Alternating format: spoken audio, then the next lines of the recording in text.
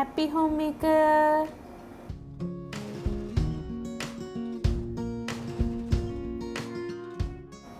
Happy home മേക്കറിൻ്റെ പുതിയ എപ്പിസോഡിലേക്ക് എല്ലാവർക്കും സ്വാഗതം. ഇന്ന് നമ്മൾ നല്ല ടേസ്റ്റി ആയിട്ടുള്ളൊരു ഫിഷ് ബിരിയാണിയാണ് ഉണ്ടാക്കാൻ പോകുന്നത്.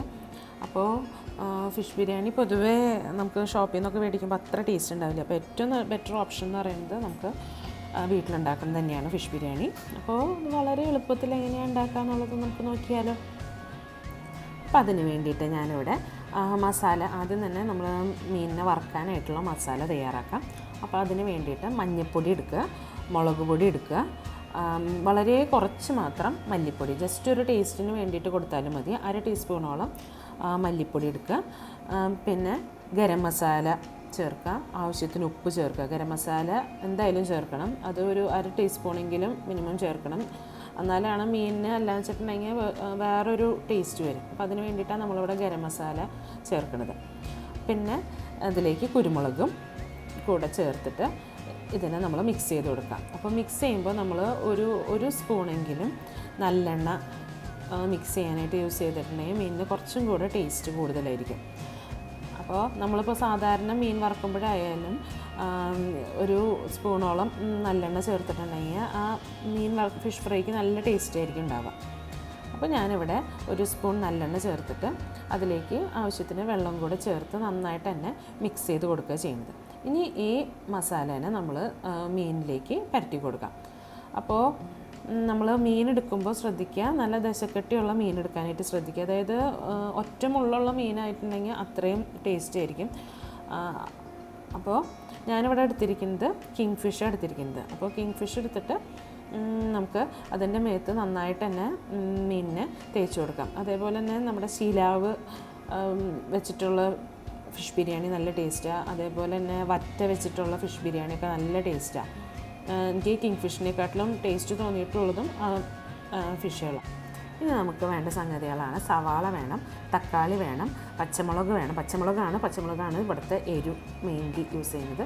പിന്നെ ഇഞ്ചിയും വെളുത്തുള്ളിയും. അപ്പോൾ ഞാൻ അളവൊക്കെ ഡിസ്ക്രിപ്ഷൻ ബോക്സിൽ എഴുതി കൊടുക്കാം കേട്ടോ. അപ്പോൾ അത് നോക്കിയാൽ മതി. അപ്പോൾ ഇതിൽ നമ്മൾ സവാള അല്ലാതെ നീളത്തിൽ തന്നെ അരിഞ്ഞെടുക്കാം. പിന്നെ വേണ്ടതാണ് മല്ലിയില, പുതിനയില, കറിവേപ്പില. അപ്പോൾ മല്ലിയില ഒരു കൈ മുഴുവൻ വേണം. പുതിനയില ഇല്ലെങ്കിലും കുഴപ്പമില്ല, ഒരു ഇത്തിരി മാത്രം മതി പുതിനയില. ഇനി വേണ്ട സാധനമാണ് ജീരകശാലയുടെ അരി. അത് നമ്മൾ വെള്ളത്തിൽ ഒരു അരമണിക്കൂറെങ്കിലും കുതിർത്ത് വെക്കണം. പിന്നെ വേണ്ടതാണ് സ്റ്റാർ അനീസ്, കറുവപ്പട്ട, ഏലക്ക, ഗ്രാമ്പു. പിന്നെ വേണ്ടതാണ് നാളികേരപ്പാൽ 1 കപ്പ്. ഇനി നമുക്ക് ഓയിൽ ചൂടാക്കിയിട്ട്, അത് ഏത് ഓയിലായാലും കുഴപ്പമില്ല, വെജിറ്റബിൾ ഓയിലോ അല്ലാച്ചിട്ടുണ്ടെങ്കിൽ വെളിച്ചെണ്ണ ആയാലും കുഴപ്പമില്ല. അതിലേക്ക് നമ്മൾ ഒരു പിടി കാഷ്യൂവിനെ ഇട്ടിട്ട് നന്നായിട്ട് തന്നെ വറുത്തെടുക്കാം.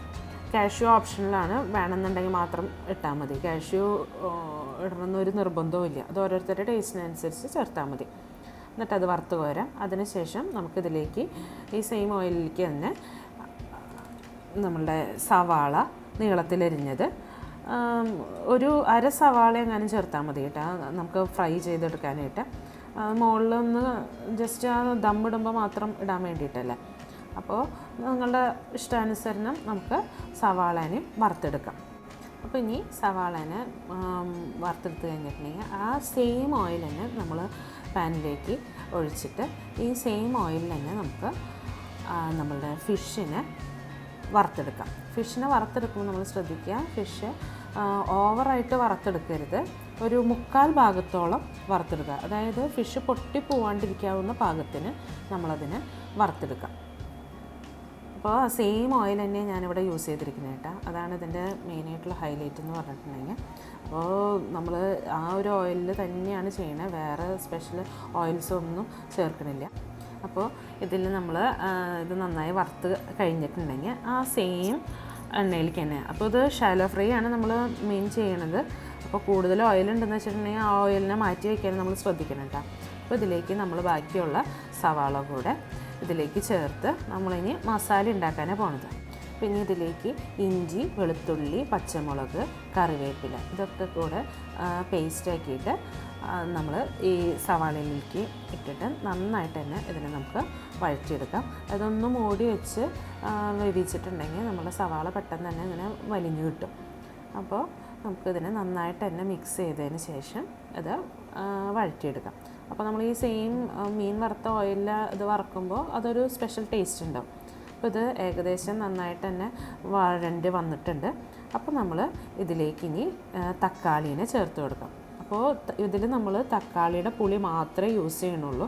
അപ്പോൾ അതനുസരിച്ച് വേണം നമ്മൾ തക്കാളി എടുക്കാനായിട്ട്. അപ്പോൾ ഞാൻ ഇവിടെ വലിയൊരു തക്കാളി എടുത്തിരിക്കുന്നത്, അത്യാവശ്യം നല്ല പുളിയുള്ള തക്കാളിയാണ്.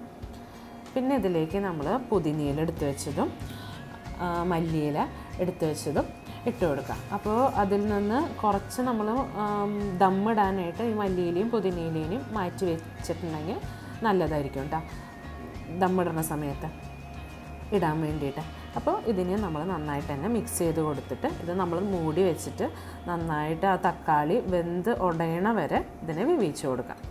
ഇനി നമുക്ക് ഈ സമയം തക്കാളി വെന്ത് വരുന്ന സമയം കൊണ്ട് നമുക്ക് അരി ഉണ്ടാക്കാം. അപ്പോൾ അരി ഉണ്ടാക്കാനായിട്ട് ഞാനിവിടെ മസാലകളൊക്കെ വെള്ളത്തിൽ ഇട്ടിട്ട് മസാലകളൊക്കെ തിളപ്പിച്ചെടുക്കുക. അപ്പോൾ ഞാനിവിടെ എടുത്ത അരിക്ക് 1 ഗ്ലാസ് അരിക്ക് 2 ഗ്ലാസ് വെള്ളം എന്നുള്ള കണക്കിലാണ് എടുത്തിരിക്കുന്നത്. അപ്പോൾ ആ വെള്ളം നന്നായി തിളച്ച് വരുമ്പോൾ നന്നായിട്ട് തന്നെ വെട്ടി തിളയ്ക്കുന്ന സമയത്ത് നമ്മൾ വാർന്ന് വെച്ചിട്ടുള്ള അരി ഇതിലേക്ക് ഇട്ട് കൊടുക്കാം.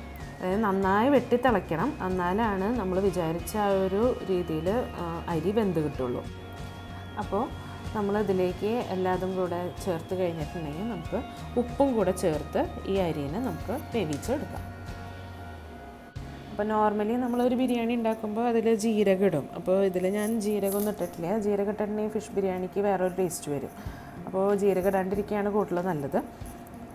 പിന്നെ നമ്മളിവിടെ ചേർത്തിരിക്കുന്നത് സ്റ്റാർ അനീസ് ചേർത്തിട്ടുണ്ട്, കറുവപ്പട്ട ചേർത്തിട്ടുണ്ട്, കാർഡമം ചേർത്തിട്ടുണ്ട്, പെപ്പർ ചേർത്തിട്ടുണ്ട്, ഗ്രാമ്പു ചേർത്തിട്ടുണ്ട്. അപ്പോൾ ഇത്രയും സാധനങ്ങൾ വെച്ചിട്ടാണ് നമ്മളവിടെ അരി വേവിക്കുന്നത്. അപ്പോൾ ഇതിൽ നെയ്യൊന്നും ചേർത്തിട്ടില്ല കേട്ടോ. ഇനി നമുക്ക് ഇതിനെ വേവിച്ചെടുക്കാം. അപ്പോൾ നമ്മുടെ അരി വെന്ത് വരുന്ന സമയം കൊണ്ട് ഇതാ മസാല റെഡി ആയിട്ടുണ്ട്. സവാളയും തക്കാളിയും ഒക്കെ നന്നായിട്ട് തന്നെ വലിഞ്ഞ് വന്നിട്ടുണ്ട്, തക്കാളിയൊക്കെ നന്നായിട്ട് തന്നെ ഉടഞ്ഞ് വന്നിട്ടുണ്ട്. ഇനി നമ്മളെന്താ ചെയ്യേണ്ടതെന്ന് വെച്ചിട്ടുണ്ടെങ്കിൽ ഈ മിക്സിന് ഒന്ന് പരത്തി വയ്ക്കാം. അതിൽ നിന്ന് ഒരു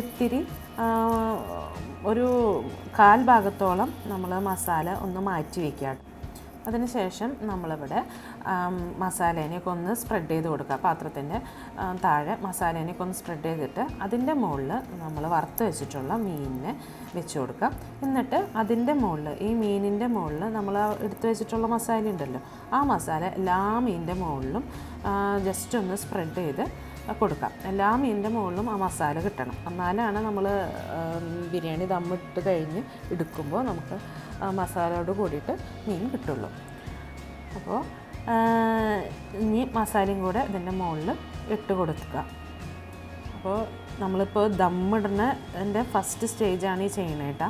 എന്നിട്ട് ഇനി എന്താ ചെയ്യണമെന്നുള്ളതെന്ന് വെച്ചിട്ടുണ്ടെങ്കിൽ, അപ്പോൾ നമ്മളിതേ മസാലയൊക്കെ നന്നായിട്ട് എല്ലായിടത്തും പിടിപ്പിക്കുക. എല്ലാ മീനുകളും മസാല ആവുന്ന രീതിയിൽ തന്നെ ആക്കി കൊടുക്കുക കേട്ടോ. അപ്പോൾ ഇത് എല്ലാവരുടെയും മസാലയായിട്ടുണ്ട്.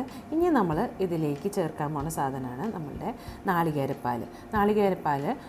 ഒരു സ്പൂൺ നാളികേരപ്പാൽ ഇതിൻ്റെ മുകളിൽ ജസ്റ്റ് ഒന്ന് തൂവിയിട്ട് ഇതിനെ നമ്മൾ നന്നായിട്ട് മൂടി വെച്ച് വേവിക്കാം. സിമ്മിലിട്ടിട്ട് മൂടി വെച്ചിട്ട് നമുക്ക് വേവിക്കാം ഈ മീനിനെ. അപ്പോൾ ഈ സമയം കൊണ്ട് നമ്മുടെ ചോറ് ഒരു 1/4 ഭാഗം വെന്തിട്ടുണ്ടാകും. 1/4 ഭാഗം വേവാന്ന് പറഞ്ഞിട്ടുണ്ടെങ്കിൽ ചോറിനെ നമ്മൾ പിടിക്കുമ്പോൾ അത് 2ആയിട്ട് സ്പ്ലിറ്റായിട്ട് വരണം. അപ്പോൾ ആ ഒരു സാഹചര്യത്തിൽ നമ്മൾ ഇതിൻ്റെ മുകളിലേക്ക് ദമ്മിടാനായി പോകുന്നത്. അപ്പോൾ ഫസ്റ്റത്തെ ലെയർ ഇതിൻ്റെ മുകളിൽ നമ്മൾ ദമ്മിട്ടു. എന്നിട്ട് ഇതിൻ്റെ മുകളിൽ നമ്മൾ വറുത്ത് വെച്ചിട്ടുള്ള കാഷ്യും സവാളയും പിന്നെ മല്ലിയിലയും പുതിനയിലയും കൂടെ ഒരു ലെയർ ഇടുക. പിന്നെ നാളികേരപ്പാൽ ഒന്ന് സ്പ്രെഡ് ചെയ്ത് കൊടുക്കുക. പിന്നെ ഒരു നുള്ള്, വളരെ കുറച്ച് മതി കേട്ടോ, വളരെ കുറച്ച് മാത്രം ഗരം മസാല ഇതിൻ്റെ മുകളിലൊന്ന് തൂവി കൊടുക്കുക. ഇതാണ് നമ്മൾ ദമ്മിൻ്റെ പാറ്റേൺ. എന്തൊക്കെയാണെന്ന് വെച്ചിട്ടുണ്ടെങ്കിൽ സവാള വറുത്തതും കാഷ്യൂ വറുത്തതും പിന്നെ മല്ലിയില പുതിനയില നാളികേരപ്പാൽ ഗരം മസാല, എന്നിട്ട് അതിൻ്റെ മുകളിൽ വീണ്ടും അടുത്ത ലെയർ ഇടുക. അപ്പോൾ നിങ്ങളുടെ കയ്യിൽ ഇനിയും മീനുണ്ടെന്ന് വെച്ചിട്ടുണ്ടെങ്കിൽ ഈ ഒരു ലെയറിലാണ് പിന്നത്തെ മീൻ ഇട്ടിട്ട് ഈ സെയിം പ്രൊസീജിയർ തന്നെ മീനിടുക, അതിൻ്റെ മുകളിൽ റൈസ് ഇടുക, പിന്നെ നമ്മൾ പുതിനയില, മല്ലിയില, വറുത്ത് വെച്ചിട്ടുള്ള സാധനങ്ങൾ, നാളികേരപ്പാൽ, പിന്നെ ഗരം മസാല നുള്ളിടുക. ഇതാണ് ഈ പാറ്റേൺ എന്ന് പറഞ്ഞിട്ടുണ്ടെങ്കിൽ. ഇനി നമ്മൾ ദമ്മിട്ട് കഴിഞ്ഞിട്ടുണ്ട്. ഇതിൻ്റെ ഏറ്റവും ഫൈനൽ ലെയറിൽ വേണമെന്നുണ്ടെങ്കിൽ നമ്മൾ ഈ ഒരു പാറ്റേൺ പിന്തുടർന്നതിന് ശേഷം ഏറ്റവും ഫൈനൽ ലെയറിൽ മാത്രം ഒരിത്തിരി നെയ്യും കൂടെ തൂവി കൊടുക്കാം. ഒരു സ്പൂണെങ്ങാനും നെയ്യ് മാത്രം ചേർത്താൽ മതി കേട്ടോ. ഫിഷ് ബിരിയാണിയിൽ അധികം നെയ്യ് ചേർക്കാണ്ടിരിക്കുന്നതാണ് കൂടുതൽ നല്ലത്. അപ്പോൾ ഇതിൽ മെയിൻ ഹൈലൈറ്റ് എന്ന് പറഞ്ഞിട്ടുണ്ടെങ്കിൽ നാളികേരപ്പാലാണ്. അപ്പോൾ ഈ നാളികേരപ്പാലിൻ്റെ ആ ഒരു ടേസ്റ്റ് നമ്മുടെ റൈസിലേക്കും പിടിക്കും. അപ്പോൾ അതാണ് ഇതിൻ്റെ മെയിനായിട്ടുള്ള ടേസ്റ്റ് എന്ന് പറയുന്നത്. അപ്പോൾ ആ റൈസിനും നല്ല ടേസ്റ്റ് ആയിരിക്കും, മീനിനും നല്ല ടേസ്റ്റ് ഉണ്ടാവും. അപ്പോൾ ഇതിന് ശേഷം നമ്മൾ ഇതിൻ്റെ മുകളിൽ സവാള വറുത്തതും കാഷ്യൂ വറുത്തതും മല്ലിയില, പുതിനയില ഒക്കെ കൂടെ മുകളിൽ ഏറ്റവും മുകളിലത്തെ ലെയറിലിടാം. കുറച്ച് ഗരം മസാലയും കൂടെ തൂവിയിട്ട്, വേണമെന്നുണ്ടെങ്കിൽ നെയ്യും കൂടെ തൂവിയിട്ട് നമ്മളിതിനെ ദമ്മിട്ട് കഴിഞ്ഞു. ഇനി നമ്മളിതിനെ അലുമിനിയം ഫോയിൽ വെച്ചിട്ട് നമ്മളിതിനെ മൂടി വയ്ക്കുക. അപ്പോൾ ഇത് ഒരു അരമണിക്കൂറെങ്കിലും ഇങ്ങനെ തന്നെ ഇരുന്നോട്ടെ. അപ്പോൾ ഈ സമയത്ത് നമ്മൾ അടിയിൽ ചെറുതായിട്ടൊന്ന് ചൂട് കൊടുക്കുക. അപ്പോൾ അരമണിക്കൂറോളം ചൂടൊന്നും കൊടുക്കണ്ട, ഒരു 10 മിനിറ്റ് ചൂട് കൊടുത്തതിന് ശേഷം നമ്മൾ നോക്കുമ്പോൾ നമ്മളുടെ ബിരിയാണി റെഡി ആയിട്ടുണ്ടാവും. അപ്പോൾ ഒരു അരമണിക്കൂർ അതങ്ങനെ തന്നെ ഇരുന്നോട്ടെ. നമ്മളുടെ ബിരിയാണി ഞാൻ അരമണിക്കൂർ കഴിഞ്ഞപ്പോൾ തുറന്നിട്ട് നോക്കിയപ്പോഴത്തെ ബിരിയാണിയാണിത്. അപ്പോൾ നല്ലൊരു മണമൊക്കെ വരും. ഇത് നമ്മൾ പതുക്കെ ആ റൈസിൻ്റെ ലെയർ മാത്രം നന്നായിട്ട് തന്നെ മിക്സ് ചെയ്ത് കൊടുക്കാം. അപ്പോൾ ഇത് നന്നായിട്ട് തന്നെ മിക്സ് ചെയ്ത് കൊടുത്തതിന് ശേഷം നമ്മൾ പതുക്കെ ഫിഷിനെ കൂടെ എടുത്തു കഴിഞ്ഞാൽ നമ്മളുടെ ടേസ്റ്റി ബിരിയാണി റെഡി. അപ്പോൾ ഞാൻ ഫിഷ് ബിരിയാണി ഉണ്ടാക്കുമ്പോൾ കൂടുതൽ എന്താ പറയുക, ഏറ്റവും അടിയിലത്തെ ലെയറിൽ മാത്രം ഫിഷ് ആവാനാണ് ഞാൻ കൂടുതൽ പ്രിഫർ ചെയ്യണുള്ളൂ. അല്ലെങ്കിൽ ഫിഷ് കൂടുതലായിട്ട് ഇങ്ങനെ എന്താ പറയുക, അധികം അങ്ങോട്ട് കിട്ടില്ല. അപ്പോൾ ഏറ്റവും നല്ലത് ഏറ്റവും പരന്നിട്ടുള്ള വലിയ പാത്രം ഉണ്ടെന്ന് വെച്ചിട്ടുണ്ടെങ്കിൽ അതിൽ ഈ ബിരിയാണി ഉണ്ടാക്കുന്നതായിരിക്കും കൂടുതൽ ടേസ്റ്റി.